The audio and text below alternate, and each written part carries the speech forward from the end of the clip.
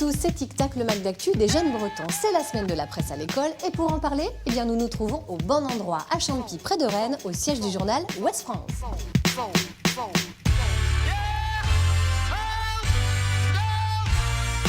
Ce sera l'occasion de préciser le rôle de la presse et des journalistes dans une époque où l'information a plus que jamais besoin d'être vérifiée. Vous découvrirez d'ailleurs comment se passe le bouclage et l'impression du premier quotidien régional de France, qui édite aussi des suppléments et des hors-séries. Et puis vous verrez aussi la valse des rotatives.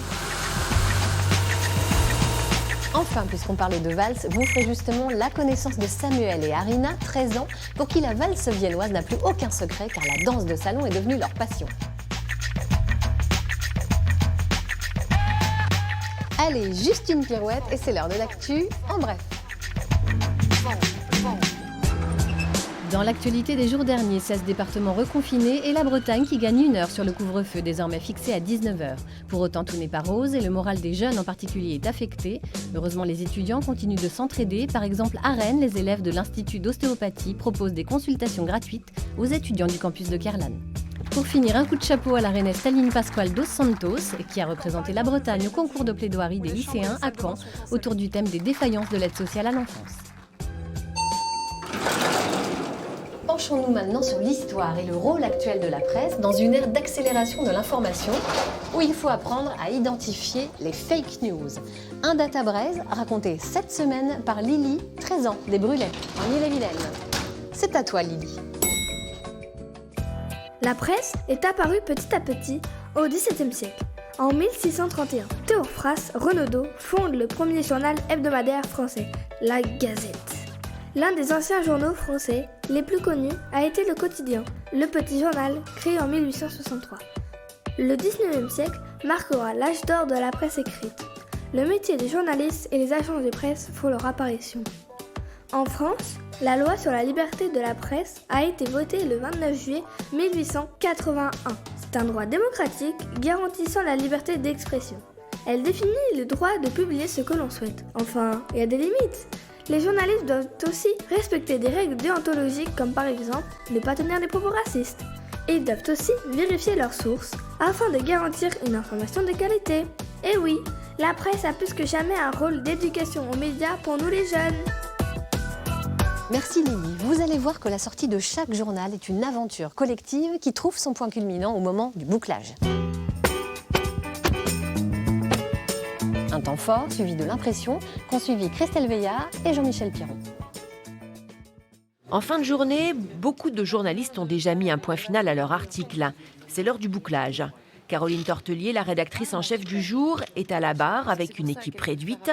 Elle reçoit les pages générales du journal. La recherche du titre de la une va mobiliser les journalistes un bon moment. Agriculteur, ça passait sur la ligne Véro ?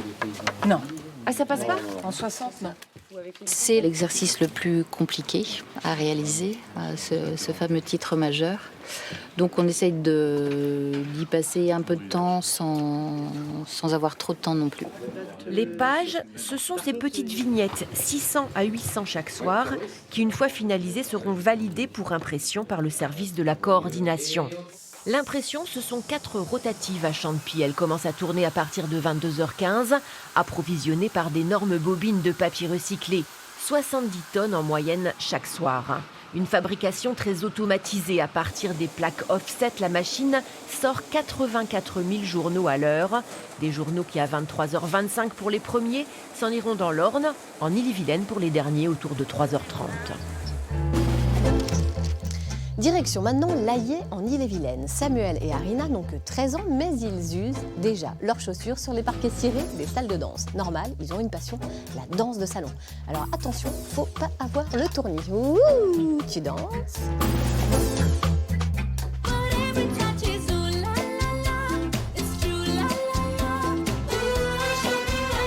Je m'appelle Arina, j'ai 13 ans, je suis en 5e et je fais de la danse de salon.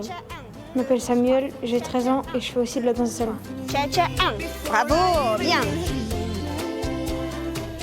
Souriez, souriez. Ça fait quelques mois qu'elles dansent ensemble. Arina, elle est très souple. Elle a un bon sens de la musique. Samuel, il a beaucoup de capacité. Je trouve qu'il danse de tout son cœur. Souvent mes copains ils disent ah ouais tu fais du basket mais tu fais de la danse donc c'est un peu choqué parce que c'est totalement différent. Finalement les deux sont très physiques. Les dents. Les danses latines c'est un peu plus technique. J'aime bien les danses latines aussi. Comme Samuel. Montrez les dents. Surtout maintenant, hop les dents. J'ai quand même envie de guider aussi mais en danse c'est le danseur qui guide et c'est pas à moi de faire ça quoi. C'est ton boulot, quoi. C'est pas mon boulot. Tu marches jamais sur les pieds d'Arina? Ça arrive. Surtout en valse.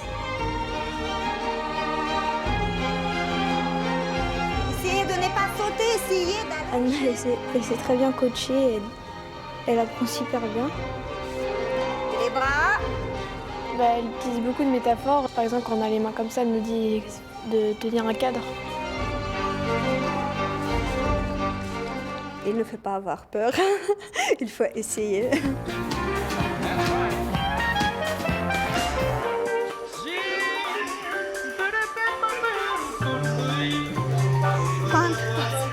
Vous l'avez vu tout au long de cette émission, la presse, c'est une histoire de passion, d'hommes, de femmes et d'actualité. De notre côté, c'est fini pour aujourd'hui. On se retrouve mercredi prochain pour un nouveau Tic Tac. Salut!